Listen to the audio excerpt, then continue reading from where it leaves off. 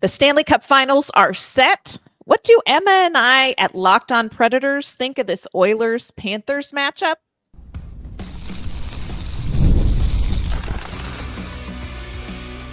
You're Locked On Predators, your daily podcast on the Nashville Predators, part of the Locked On Podcast Network, your team every day.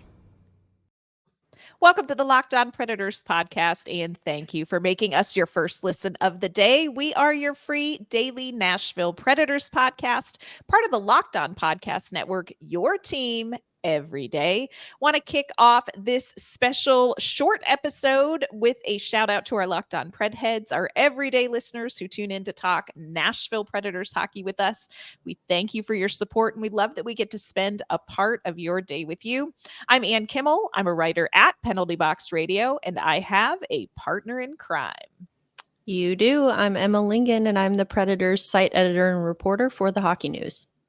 Today's bonus mini episode is brought to you by our great friends at FanDuel. It is winner take all time in the NBA and NHL, and FanDuel is giving you a shot to bring home a big win of your own. Right now, new customers get $150 in bonus bets with any winning $5 bet. That's $150 to bet on spreads, money lines, player props, and more. Of course, we're going to be talking about this Stanley Cup Final.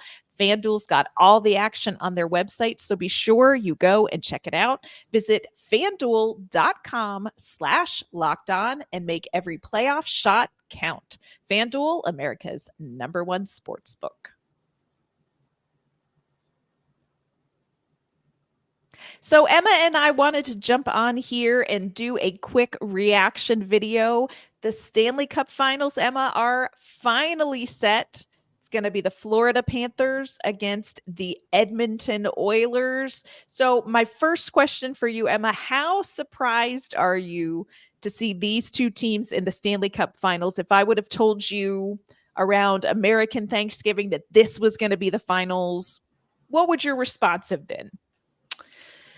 Honestly, Florida does not surprise me. Right. I think Florida, with the way that the New York Rangers were just tearing through people in the playoffs, I thought if any team can beat the Rangers, can finally take them down, I think Florida was the only one that could, and they did. And so that, I don't think it was a super sure thing, but if you had told me the Panthers were going to be in the final, I wouldn't have been surprised.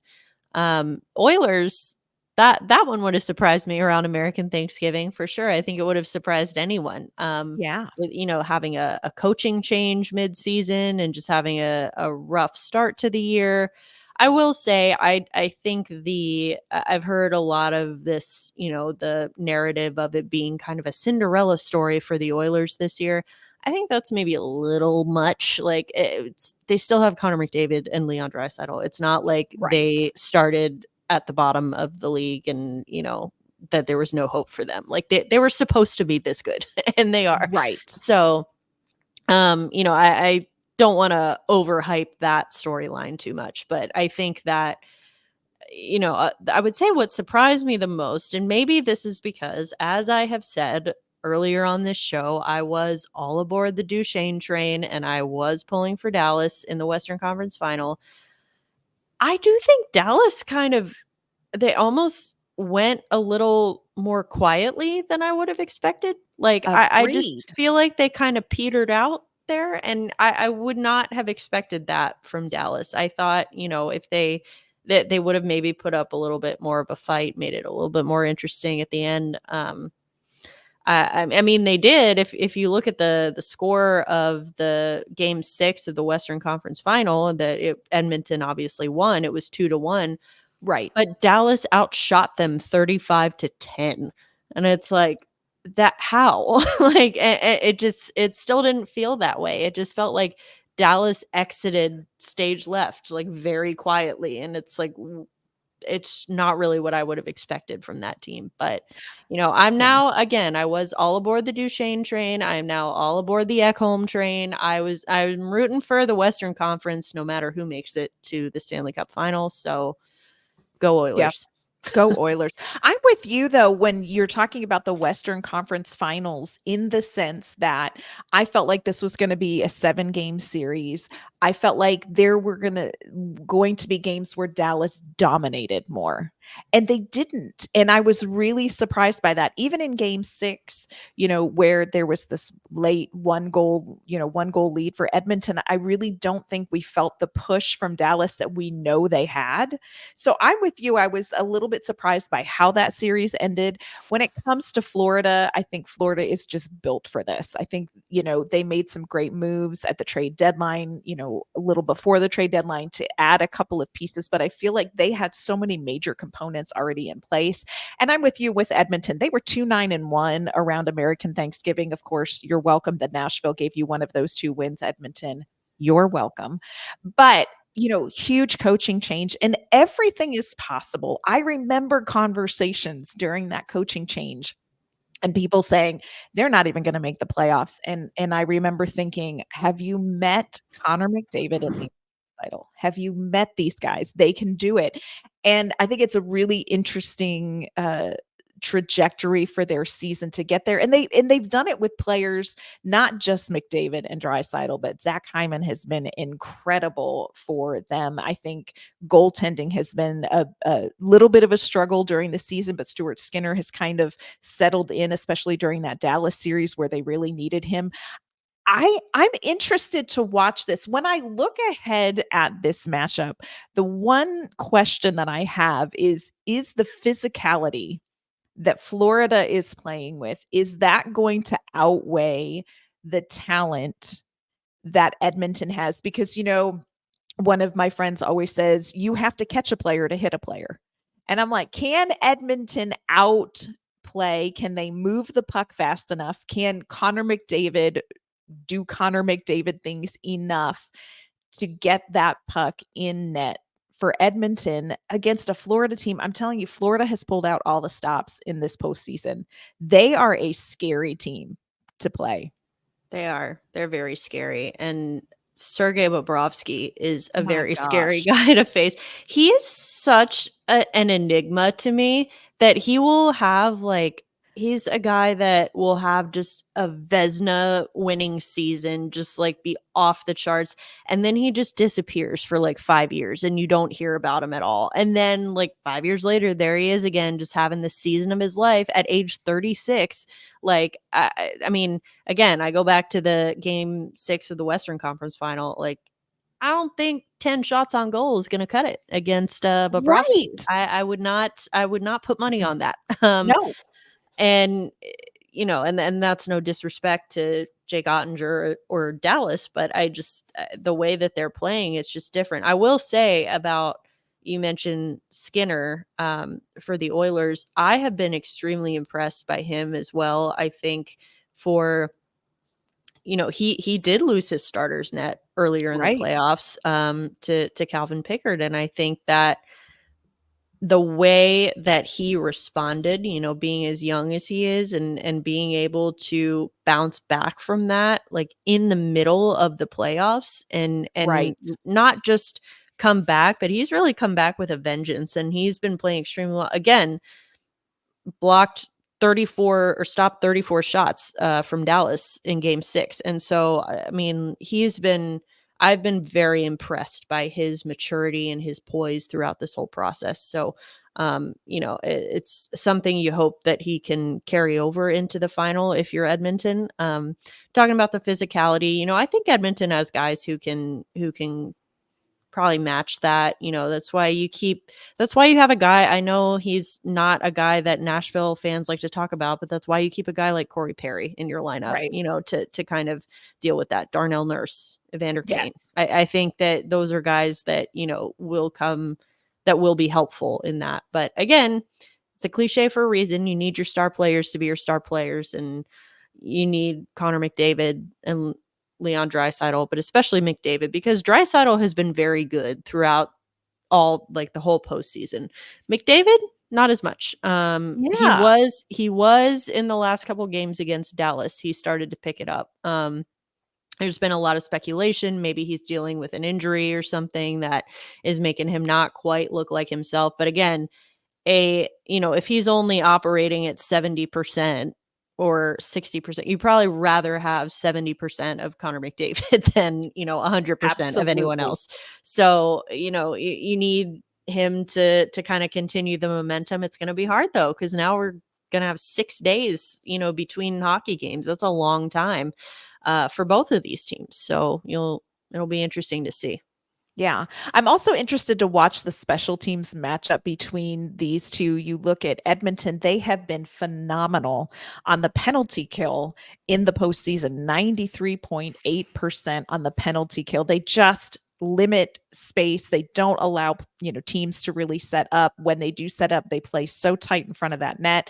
They're also very good on the power play, which again, you've got Connor McDavid, you've got Leon Draisaitl, you've got Zach Hyman, you've got so many depth players who really step into that special teams role for them. They're 37.25% on the power play, but Florida, not necessarily terrible in either of those. So it feels like one or two special teams plays could swing a game or two in a 7-game series between these two. So for me, I really want to keep an eye on that. And because Florida is playing a really, I feel like they have played one of the most physical games, the most high emotion games. They're going to want to be sure that they don't take just that step too far where they're going to end up in the box, because Edmonton can make a team pay. So it will be interesting to see if Florida goes in and says, you know what, we are going to play the exact same way we played through this postseason and not pull back at all, or if they feel like they have to kind of take into consideration what Edmonton can do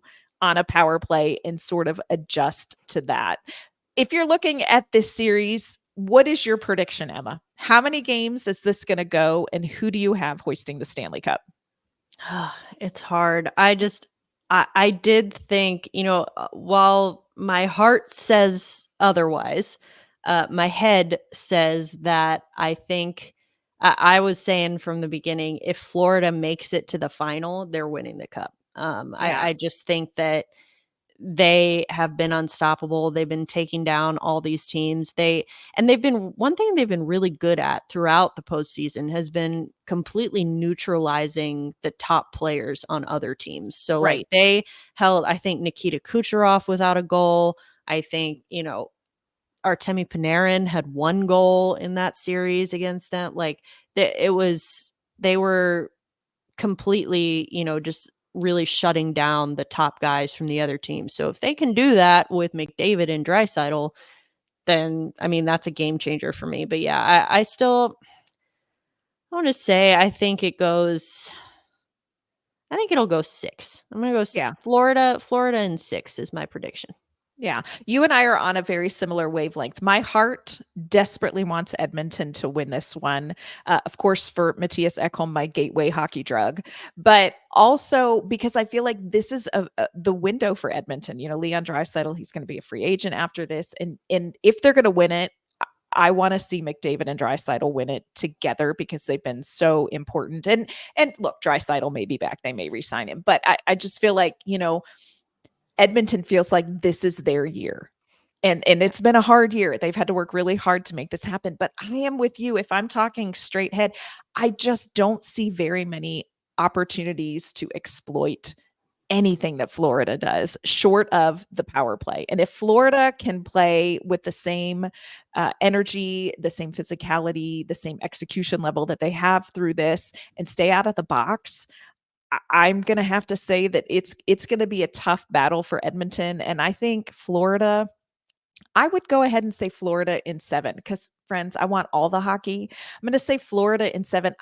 They're going to be a tough team to beat. They're going to be a tough team to beat.